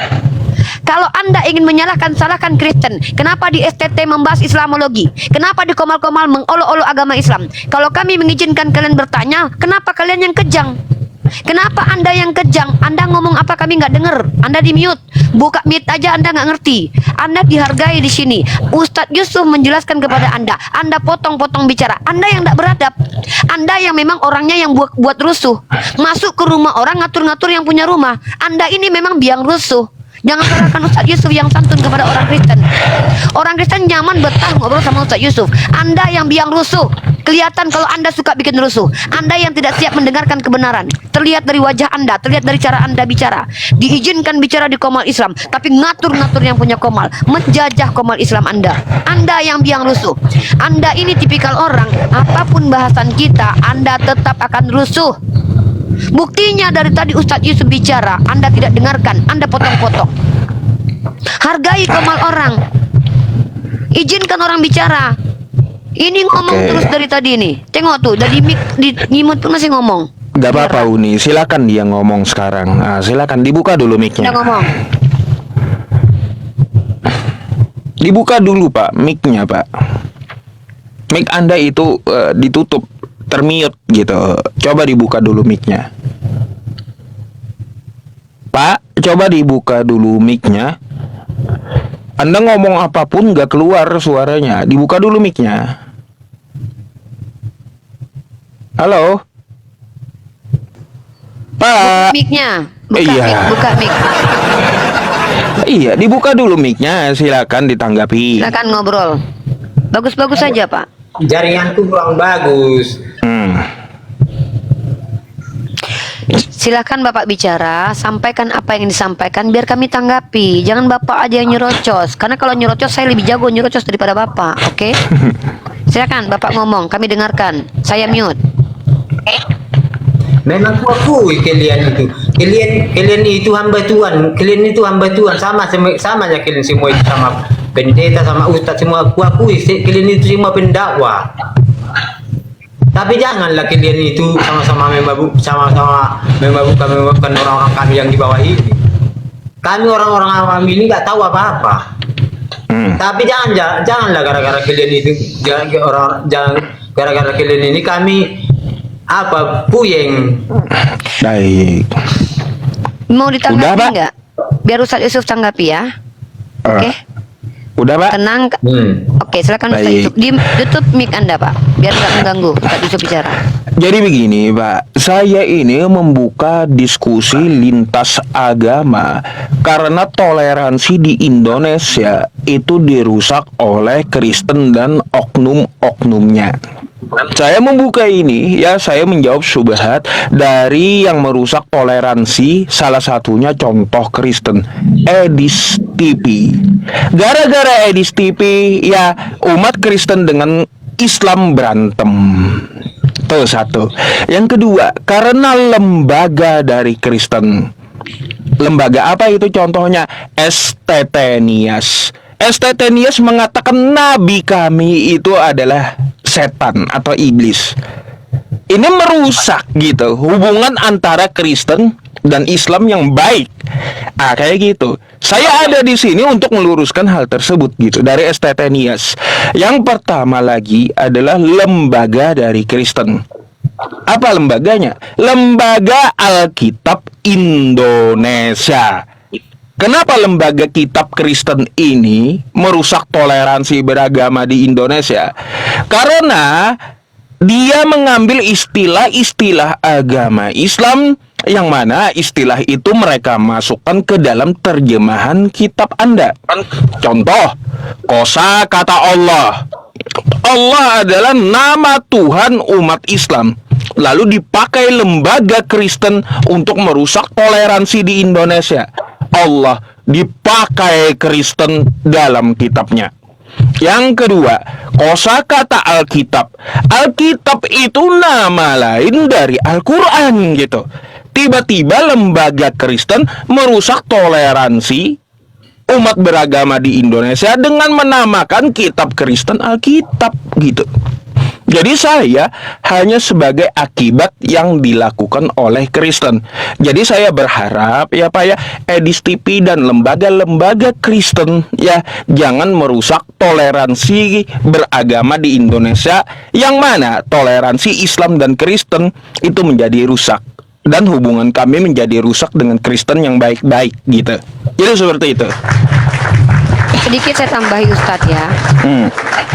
Abangku Silakan. ya, abangku, kami di sini menghormati Anda, memberikan tempat bicara. Saya harus memberitahukan informasi yang paling penting ya, Bang. Dari abad ke-7, patriark gereja bernama Johannes Damaskus, dialah orang pertama yang memberikan pandangan negatif kepada agama Islam. Islam tidak pernah mengutuk Nabi Isa atau mengutuk Yesus. Islam hanya mengutuk, mengatakan telah kafirlah orang yang menyembah Nabi Isa. Kemudian, tahu Anda bahwa orang yang mempelajari Al-Quran dari kalangan Kristen bahkan rela menyamar menjadi Islam, seperti Johann Louis Burckhardt, Nock Horgonye, disebut sebagai orientalis. Mereka beragama Kristen mempelajari agama kami untuk mencari-cari kekurangan agama Islam. Kemudian orang-orang beragama Kristen menyamar menjadi orang Islam, menginjilisasi, mengindomisasi, datang-datang ke hadapan umat Islam, menawar-nawarkan Tuhan kalian. Belum lagi kalau Anda belajar nih, ya Anda belajar nih, Anda perhatikan, tunjukkan di dalam pondok pesantren ada yang namanya mata kuliah Kristologi. Di STT tempat kalian para pendeta dapat ilmu itu hampir 4 SKS belajar Islamologi. Ketika kalian umat Kristen mengkaji agama kami, menjelek-jelekkan agama kami, kenapa Anda diam? Ketika kami meluruskan, mengkomparasinya, Saya bukan dengar itu, Mbak. diam dulu, santai Saya dulu, bukan dengar santai itu. dulu. Saya belum selesai. Yang mana mungkin yang Saya ceritakan belum aku tidak mau selesai. tahu aku itu. Yang Itu penting Anda egois. Anda aku umat egois. Kristen yang awam, Itu nggak berarti tahu suka-suka apa-apa. Anda Yang penting berarti. aku di Kalau sini, tidak, kami santai. umat Ini sama contoh. Muslim itu bersaudara Ini yang contoh baik. menjajah Jangan nih. gara-gara kalian Kami menyampaikan jadi informasi rusak. yang merusak itu Anda. Bukti Anda merusak, Anda menghalang-halangi orang menuntut ilmu. Kalian Anda itu. menghalang-halangi. Anda yang merusak. Urus Buktinya kalian orang Kristen itu. naik. Siapa Saya yang tanya, apa itu kalian orang yang Kristen urusan yang sama naik ke sana? atas dari tadi dihormati atau tidak? Ada bapak siapa namanya tadi tuh? Siapa namanya tadi Ustadz? Perempuan tadi dihormati Iya, nggak di sini? tadi Mbak, terus Mbak Dihina. Santi tadi Anda yang naik merusak. Kristen ngobrol Anda yang enak merusak. mereka. Kenapa saya katakan Anda merusak? Anda yang tidak siap mendengarkan perbedaan ini. Anda yang tidak siap mendengarkan ilmu pengetahuan. Anda yang ketar-ketir banyak orang yang mu'alaf. Anda yang tidak nyaman dengan banyaknya ilmu pengetahuan yang disampaikan oleh Ustadz Yusuf. Anda yang merusak. Anda yang ketakutan orang Kristen banyak pindah jadi mu'alaf. Kelihatan, brother. Ya, jadi jangan Anda atur Bukan aku normalnya umat Islam. ketakutan. Kalau Anda tidak ketakutan, kenapa Anda tantrum di sini? Anda di sini mendengarkan ilmu dari Ustadz Yusuf gratis tanpa perpuluhan. Kalau Anda tidak siap mendengarkan ilmu pengetahuan, silakan Anda keluar dari komal ini. Kenapa kami yang Anda atur? Kenapa kami yang azasnya demokrasi? Baca Undang-Undang pasal 28E. Hak beropini, hak berpendapat tentang keyakinan itu diatur dalam Undang-Undang pasal 28E. Anda baca itu. Undang-undang saja Udah tidak gitulah, melarang kami memberikan Bunda edukasi. ya, sama Pak Ustadz, bukan gara-gara Jangan apa egois. ya, jaringanku kurang bagus ya, aku turun dulu. Ya, baik. Oke, Pak. Thank you atas diskusinya ya. Oke, ya semoga bapaknya ini ya paham dan mengerti gitu. Ya, nggak ada yang merusak ya. Yang merusak itu adalah oknum yang memulai, contohnya di TV dan lembaga-lembaga Kristen tadi. Sofiatul. Tambah Sofiatul lagi. tuh ya. Yusuf Manubulu, saya dan Ustadz Yusuf ini hadir pada saat Yusuf Manubulu menampilkan para murtadin yang menjelek-jelekan Islam dan semuanya tipuan. Sampai Yusuf Manubulu itu masuk penjara. Saya dan Ustadz Yusuf, beliau lebih dulu daripada saya, hadir di dunia YouTube. Kami menjawab semua tuduhan. Jangan kalian playing victim depan saya bongkar aib agama kalian nanti. Wallah, saya mampu menunjukkan bahwa kalau mayoritasnya Kristen justru minoritasnya tertindas. Fakta membuktikan, kalian di Eropa kalau kalian lihat, yang dibolehkan agama satu-satunya itu Katolik. Indonesia yang mayoritasnya Islam, agama kalian diizinkan. Dan juga kalian harus tahu, agama Islam ketika memimpin Yerusalem 372 tahun, tenang, Kristen ke gereja, Yahudi ke sinagog. 372 tahun sebelum datang perang salib. Bayangkan waktu Turki Ottoman, berapa tahun lamanya orang-orang Armenian Ortodok damai di bawah kepemimpinan para orang-orang khalifah. Jangan kalian ajarkan umat Islam toleransi. Kalian playing victim, hanya satu kejadian kalian angkat besar-besar, lupa kalian siapa yang menjajah negara ini.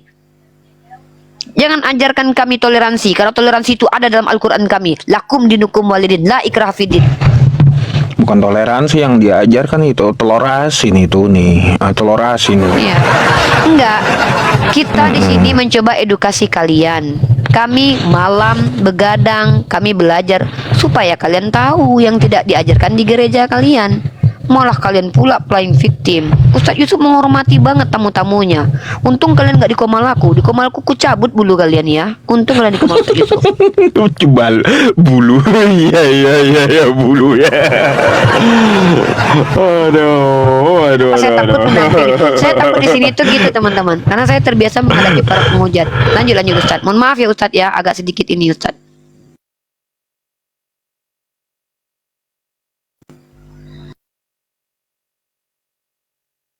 Astagfirullah.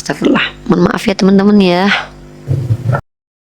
Berakhir sudah diskusi dan debat para apologet Islam yang telah memberikan kita ilmu dan pengetahuan tentang ajaran Islam dan ajaran Kristen.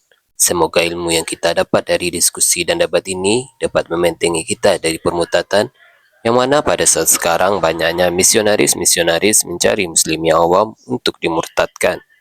Saya akhiri video ini. Terima kasih kepada saudara-saudari muslim semua yang telah mengikuti diskusi ini sampai habis. Sampai ketemu lagi dan nantikan video-video diskusi dan debat apologet Islam selanjutnya. Assalamualaikum warahmatullahi wabarakatuh.